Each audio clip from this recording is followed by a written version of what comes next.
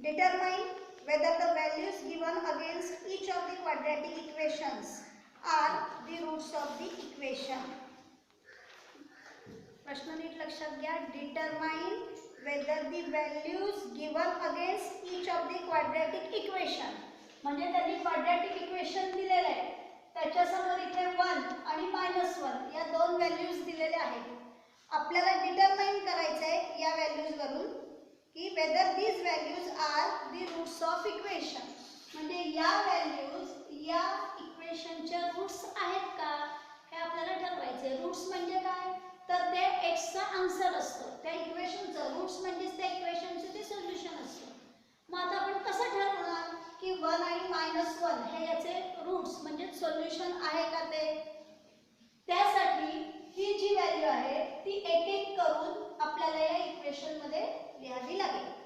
First बघा, x² + 4x - 5 = 0 हे तुम्हाला दिलेलं इक्वेशन आहे, बरोबर. इक्वेशन लिहून घ्यायचं सोडवताना आधी. x² + 4x - 5 = 0. पहिल्यांदा आपण x = 1 घेऊन सॉल्व करतोय. मग इथे लिहायचं putting x = 1 in LHS. LHS म्हणजे या इक्वेशनच्या लेफ्ट हँड साइड मध्ये आपण x = 1 ही व्हॅल्यू घ्यायची.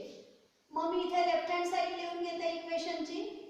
x² + 4x - 5 = x च्या जागेवरती आपल्याला 1 घ्यायचे आहे. मग इथे 1 घेतलं, x चा स्क्वेअर आहे म्हणून आपण 1 चा केला स्क्वेअर प्लस 4 * x आहे म्हणजे आपण इथे पुन्हा x च्या इथे 1 घेतले, 4 * 1 -5 = 1 चा स्क्वेअर आला 1 प्लस 4 * 1 = 4 -5 = 4 + 1 5 5 - 5 0 किंवा तुम्ही इथे 5 - 5 0 असं लिहिलं तरीही चालेल.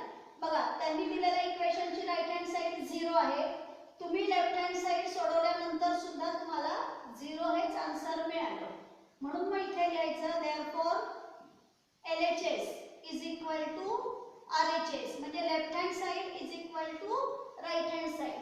आणि ज्या वेळेला या दोन्ही साइड्स इक्वल येतील म्हणजे तुम्ही ही व्हॅल्यू घेतल्यानंतर तुम्हाला जर का 0 मिळालं तर इथे लिहायचं therefore 1 is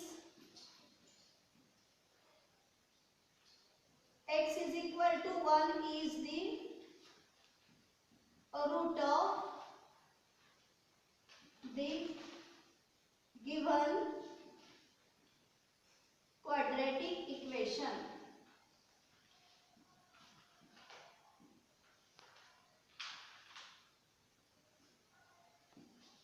इथे लक्षात एकदम सिंपल आहे, पण लक्षात ठेवायचं हे रूट आहे की नाही हे ठरवायचं असेल तर लेफ्ट हँड साइड घेऊन सॉल्व करायचे. संपूर्ण इक्वेशन लिहून गणित सॉल्व करायचं नाही.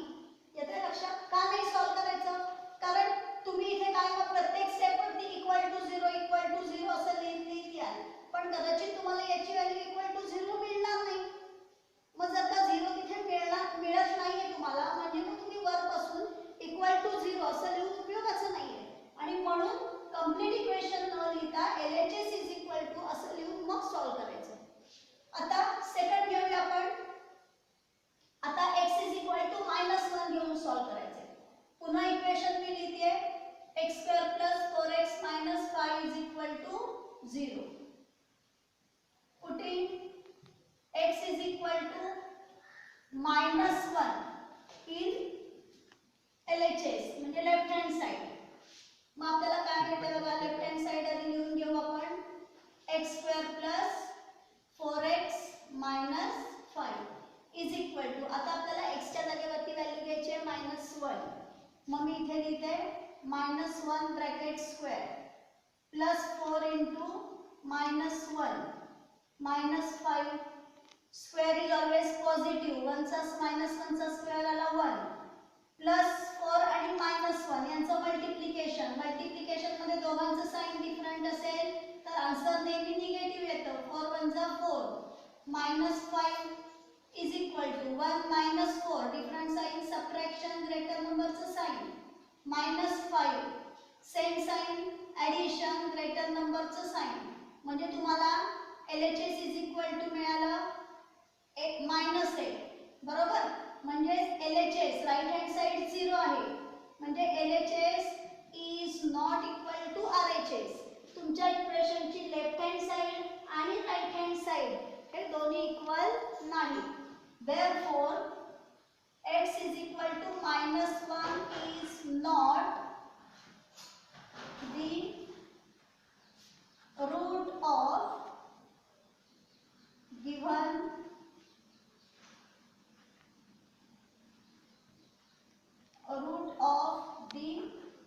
given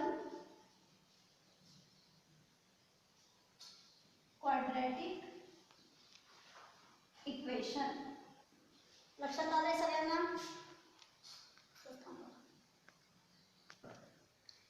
नेक्स्ट इक्वेशन आहे 2m² -5m is equal to 0. आता m च्या 2 आणि -5 2 आणि 5/2 या दोन व्हॅल्यूज त्यांनी आपल्याला दिलेल्या आहेत. या दोन व्हॅल्यूज घेऊन आपल्याला ठरवायचे आहेत की त्या दिलेल्या इक्वेशनचे रूट्स आहेत की नाही. सॉल्व्ह करू आपण. इक्वेशन लिहून घेते मी आधी. 2m² -5m is equal to 0. आधी आपण 2 घ्यायचे मग इथे लिहूया putting m is equal to 2 in LHS. मग लेफ्ट हँड साइड इक्वेशनची लिहून घेऊया आपण.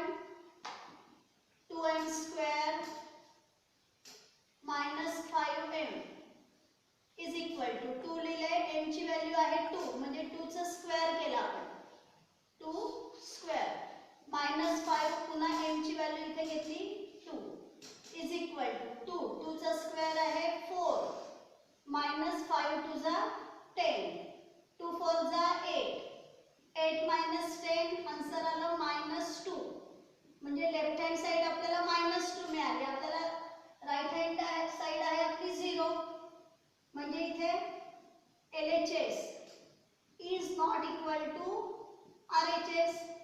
मग हे दोन्ही इक्वल नाही आहेत बरोबर ना. म्हणून मग इथे लिहायचं therefore m is equal to 2 is not the root of the given quadratic equation.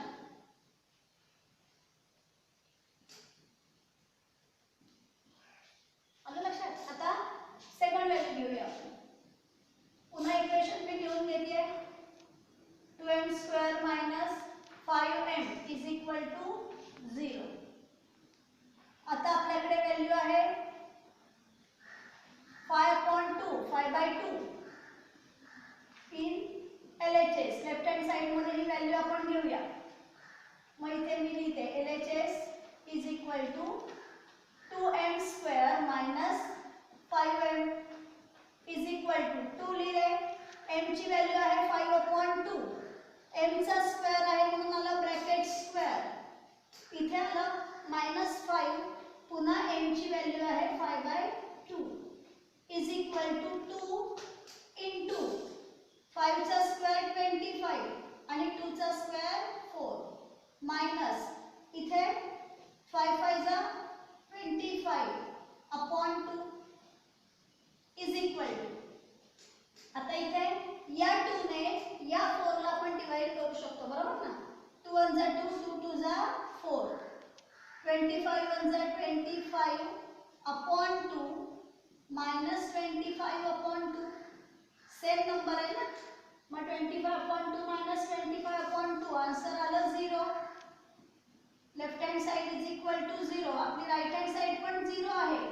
therefore LHS is equal to RHS आणि दोन्ही साइड इक्वल आहेत. therefore m is equal to 5/2 is the root of the given quadratic equation.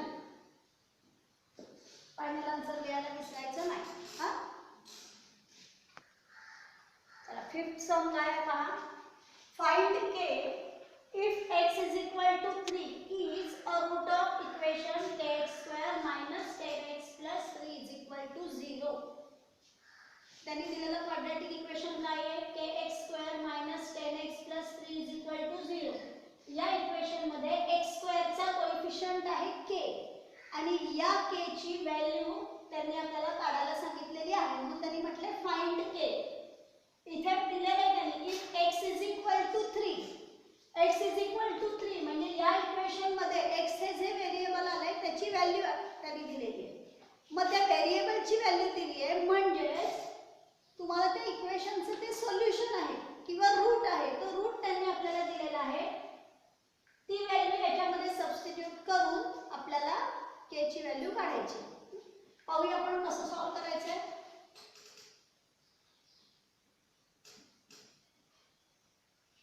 x is equal to 3 is a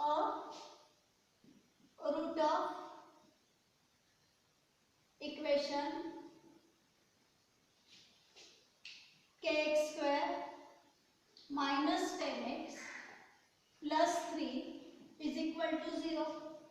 मग x is equal to 3 हा route आहे म्हणून आपण इथे लिहायचं therefore it satisfies the given equation.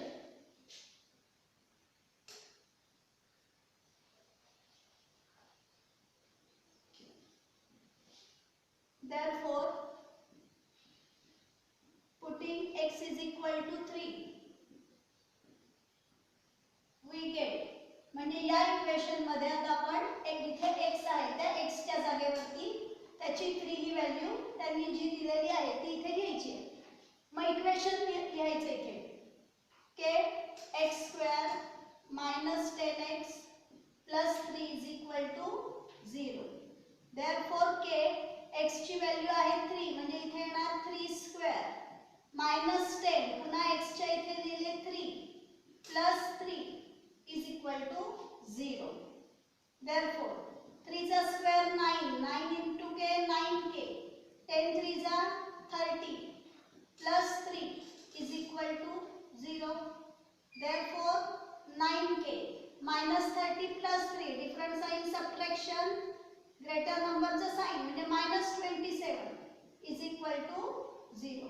हे minus 27 equal to च्या त्या साइडला गेल्यानंतर होतील plus 27 ज्याची व्हॅल्यू काढायची आहे त्याला एकट्याला ठेवायचे म्हणजे 9 इथे मल्टिप्लाय आहेत इथे आल्यानंतर होतील डिवाइड 9 1 जा 9 9 3 जा 27. therefore k is equal to 3. त्यांनी म्हटले फाइंड k. आपल्याला k ची व्हॅल्यू मिळाली म्हणजे आपलं गणित इथे पूर्ण झालं. प्रॅक्टिस सेट 2.1 मधलं लास्ट काय आहे पहा. one of the roots of equation 5n square plus 2n plus k is equal to 0 is minus 7 upon 5. Complete the activity to find k. Equation त्यांनी आपल्याला काय दिलं आहे 5n square plus 2n plus k is equal to 0 हे equation दिले आणि त्यांनी म्हटले one of the roots of equation is minus 7 upon 5 म्हणजे या इक्वेशनचं एक रूट -7/5 आहे. रूट म्हणजे सोल्युशन आहे. रूट किंवा सोल्युशन म्हणजे काय इक्वेशन मधल्या व्हेरिएबलची व्हॅल्यू म्हणजे m ची व्हॅल्यू लक्षात घ्या. रूट म्हणजे या इक्वेशन मध्ये m हे व्हेरिएबल आहे त्या व्हेरिएबलची ती व्हॅल्यू आहे -7/5. ती वापरून आपल्याला या इक्वेशन मध्ये असणाऱ्या k ची व्हॅल्यू काढायची आहे. मग सोल्युशन बघा त्यांनी ऍक्टिव्हिटी दिलेली होती dash is a route of quadratic equation 5n² + 2n + k = 0. मग काय रूट आहे -7/5. मग मी इथे लिहिते -7/5. It is a route. therefore put m is equal to -7/5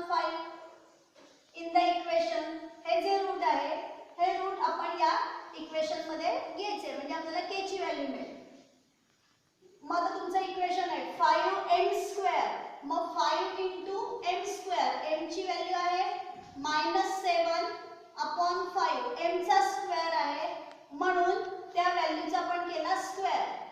plus 2m. मग +2 × m आहे, m च्या जागेवरती पुन्हा इथे येणार -7/5 प्लस k = 0. रिमेनिंग इक्वेशन आहे तसंच लिहायचं. आता इथे एक बॉक्स त्यांनी दिला बघा. ऍक्टिव्हिटी मध्ये कसं असतं की मधल्या काही स्टेप्स ज्या आहेत आपण सॉल्व्ह करताना डिटेल मध्ये सॉल्व्ह करतो. ऍक्टिव्हिटी मध्ये घेताना मात्र आपल्याला ते सॉल्व्ह करून मग पुढची स्टेप इथे लिहावी लागेल. मग समजा मी इथे सॉल्व्ह करते म्हणजे आपल्याला आन्सर तिथे लिहिता येईल 5 × -7/5 ब्रॅकेट स्क्वेअर आहे बरोबर. मग 5 इथे मायनस आहे but square is always positive म्हणजे 7 चा स्क्वेअर आला 49, 5 चा स्क्वेअर आला 25, 5 1 जा 5, 5 5 जा 25 म्हणजे इथे आपल्याला मिळाले 49/5. मग मी इथे लिहिते 49/5. इथे काही स्क्वेअर वगैरे नाहीये म्हणजे तुम्ही इथे डायरेक्ट मल्टिप्लिकेशन करू शकता. न्यूमरेटरचं 2 7 जा 14 -14 + 5 हे आन्सर आले. आता हे दोन साइन बाजूबाजूला आहेत म्हणून आपण त्याला ब्रॅकेट केलं. आता ब्रॅकेटच्या बाहेर प्लस आहे म्हणजे ब्रॅकेट मधलं साइन आपण चेंज करणार किंवा प्लस मायनस मायनस. मग इथे आपण ते लिहूया 49/5 प्लस मायनस मायनस 14/5. 49 - 14 आले 35/5 बरोबर. 5 1 जा 5, 5 7 जा 35 म्हणजे इथे आले 7 बरोबर आहे. म्हणजे इथे येतील 7 प्लस k = 0. मग इक्वल टू च्या इथे +7 आहे, इक्वल टू च्या त्या साइडला गेल्यानंतर होतील -7 म्हणजे इथे येतील -7. येते लक्षात. आता तुम्ही हे इथे 7 लिहिले तरी चालतात.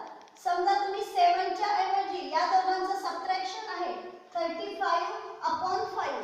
तुम्ही इथे 35/5 लिहिले तरीही चालतील. पण आपल्याला माहिती आहे की इथे जी व्हॅल्यू आहे ती व्हॅल्यू इक्वल टू च्या इकडे गेल्यानंतर मायनस केली की आपल्याला फायनल आन्सर मिळणार आहे. म्हणून मग डायरेक्ट डिवाइड करून इथे 7 लिहिले. हे +7 या साइडला गेल्यानंतर -7 मिळतील. हे गणित आपलं इथे पूर्ण झालं. प्रॅक्टिस सेट कंप्लीट झाला.